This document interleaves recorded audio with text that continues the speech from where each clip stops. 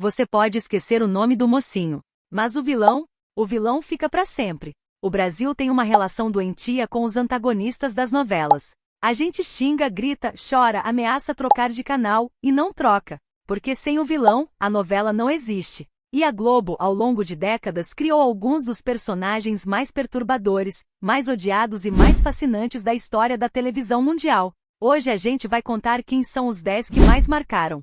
Do clássico ao recente, do óbvio ao completamente esquecido, porque tem um aqui que poucas pessoas vão lembrar, mas que mudou a história da TV brasileira para sempre. Já te aviso, vai ter gente na lista que você vai discordar. Nem todo vilão usa capa preta. Às vezes ele usa terno. Tem um emprego, uma casa bonita, uma família e uma raquete de tênis. E na 10ª posição, Marcos. Dan Stubach. Mulheres Apaixonadas, 2003. Ciumento, possessivo e levemente psicótico, Marcos foi um dos grandes vilões da Globo. Ele não era maquiavélico ou ambicioso, mas o hábito de bater na esposa Raquel com uma raquete de tênis fez a sociedade discutir o problema da violência doméstica, principalmente contra a mulher.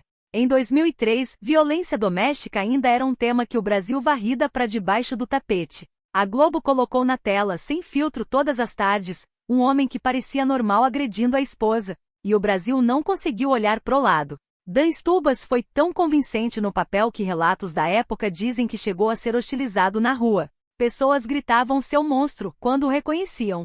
E isso não é fracasso, isso é atuação no nível mais alto possível. Marcos foi um vilão que não tinha poderes, não tinha esquemas milionários. Tinha só ódio e controle. E foi o suficiente para virar um dos mais perturbadores da história da televisão brasileira. Agora em 9º lugar, Laura. Cláudia Abreu.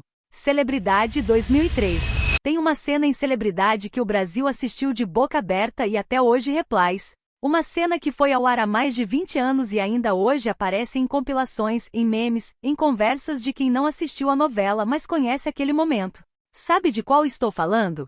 O banheiro. Os tapas. Laura levando. E levando. E levando.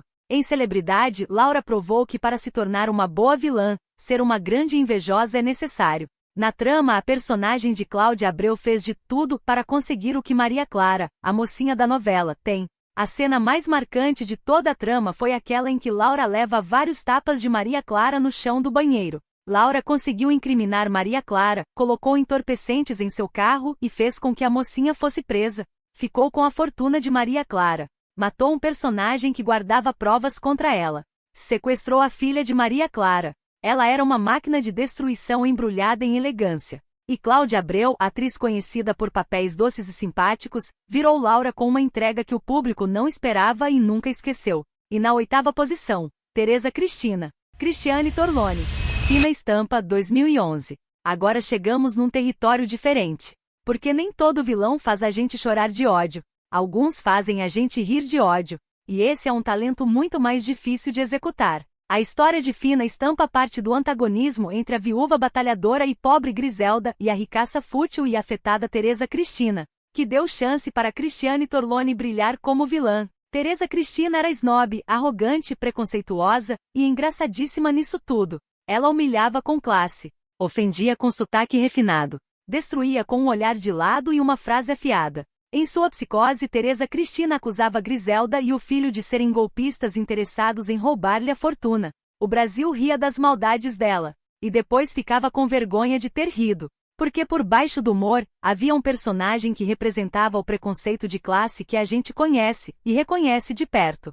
Cristiane Torlone ganhou um prêmio por esse papel. E era mais que merecido. Em 7º lugar, Félix. Matheus Solano.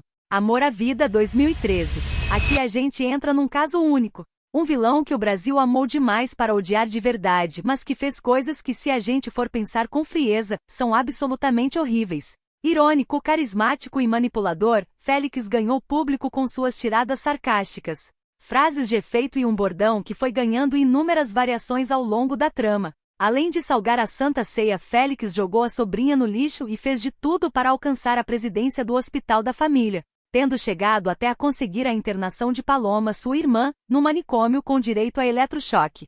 Ele jogou um bebê numa caçamba de lixo, internalizou a irmã no manicômio, destruiu família após família, e o Brasil ficou do lado dele. Por quê? Porque Matheus Solano criou um personagem que era um espetáculo em cada cena. Cada frase era uma obra de arte do sarcasmo. E o público perdoava o Félix do mesmo jeito que às vezes a gente perdoa pessoas problemáticas na vida real, porque elas nos fascinam demais.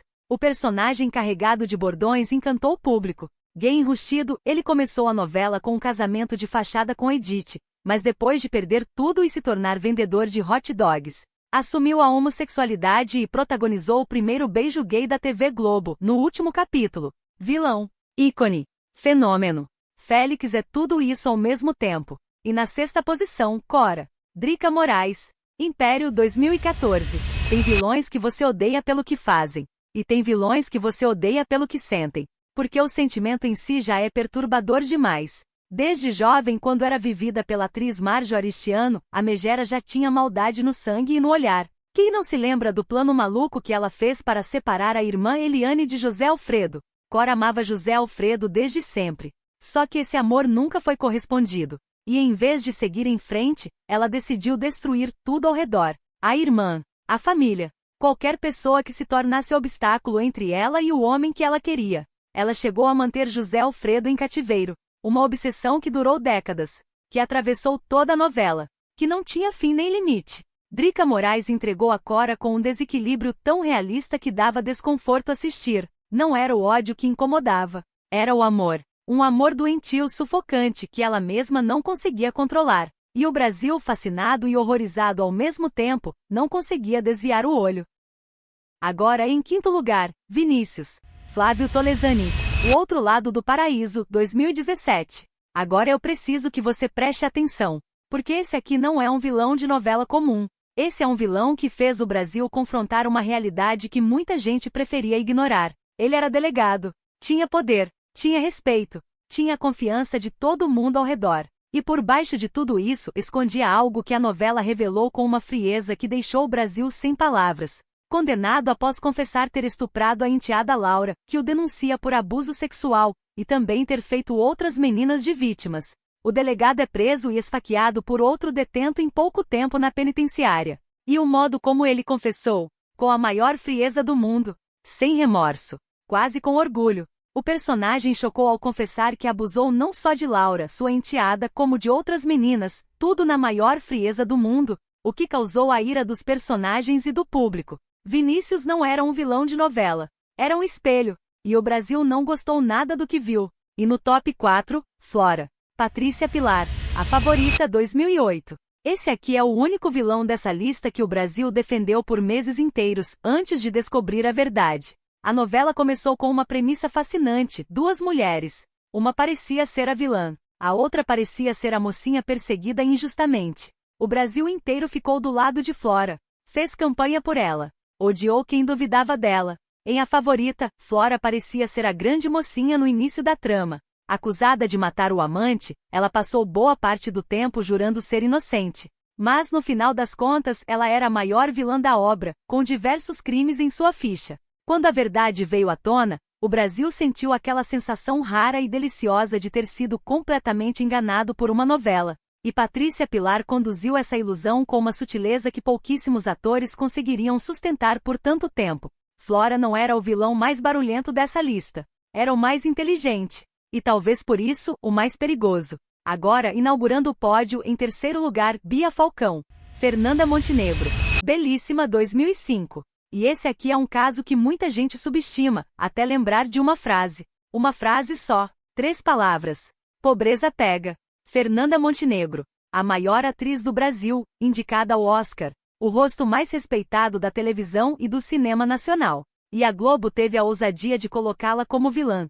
A mais arrogante, a mais fria, a mais cruel da temporada. Em 2005 foi a vez de Bia Falcão, interpretada por Fernanda Montenegro, se tornar uma das vilãs mais amadas na novela Belíssima. Na trama, a poderosa não deixava seus familiares se envolverem com pessoas pobres. Mas a verdade por trás disso é que ela viveu um grande amor pelo humilde Mura, mas sua ambição falou mais alto. Assim, no folhetim ela o largou e abandonou a filha que teve com ele. O áudio do bordão Pobreza Pega foi até mixado em uma base eletrônica em um clipe com imagens de várias vilãs de novelas. 30 anos de televisão e uma frase de 3 palavras virou meme eterno.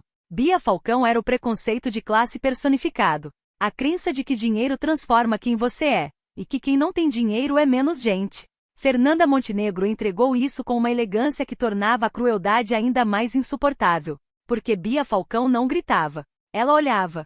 E era suficiente. Com a medalha de prata, Nazaré Tedesco. Renata Sorra. Senhora do Destino. 2004. Há personagens que são o ápice de algo. O ponto mais alto que aquela coisa pode alcançar. Em Senhora do Destino, ela raptou uma criança, a Lindalva, para criar como se fosse sua filha biológica. E disposta a guardar esse segredo para sempre, ela cometia crimes horríveis para se manter livre da verdade. Pensa nisso com calma. Uma mulher que rouba um bebê de uma família, cria essa criança como filha, e passa anos, décadas, destruindo qualquer pessoa que se aproximasse da verdade. Com calma, com método, com um sorriso. Renata Sorra construiu Nazaré sem histeria, sem exagero. Tudo contido, calculado, cirúrgico. Não havia gritos. Havia silêncio. Havia o olhar. E o olhar dizia tudo o que precisava ser dito, e o que não devia ser dito também. O Brasil inteiro odiou Nazaré. De um jeito profundo, visceral. O tipo de ódio que você sente quando algo ameaça o que você mais ama. Nazaré Tedesco é patrimônio da televisão brasileira. E Renata Sorra merece todo o reconhecimento do mundo por isso. E chegamos ao número 1. O maior vilão da história das novelas da Globo não roubou bebê, não jogou sobrinha no lixo, não bateu com raquete, não foi uma vilã cômica nem um antagonista obsessivo. O maior vilão da história das novelas da Globo é o vilão que você não viu vir. Odete Roitman, Beatriz Segal. Vale Tudo, 1988. Espera, eu sei o que você está pensando.